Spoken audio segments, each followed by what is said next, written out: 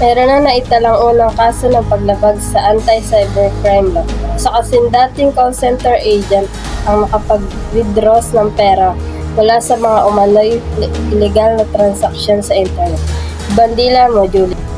Gamit ang internet, nakakuha si Carla Marinas Ignacio ng 150,000 pesos na remittance mula sa Philippine National Bank sa Guam. Ayon sa manager ng PNB doon, May 13, nakatanggap sila ng email na nagsasabing nagkaroon ng transaksyon ng bangko sa mga terorista.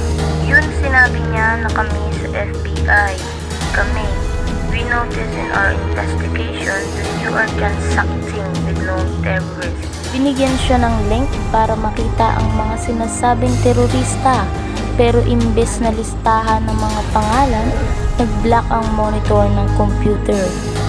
Mga cybercriminals nakapasok sa system dahil sa link na yun, nakatrigger sila ng remittance na unauthorized. Matapos ito, ilang illegal na transaksyon ang naganap, 3 milyong pisong pumasok sa magkakaibang bank account. Mula dito, 150,000 lang ang na-withdraw ni Ignacio.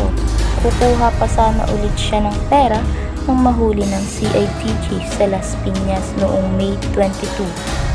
Payo naman ng PNB Anti-Cybercrime Group sa publiko, huwag basta-basta magbubukas ng mga natatanggap na email mula kasi sa mga ipinapadalang link, pwedeng manakaw ang mga personal na impormasyon.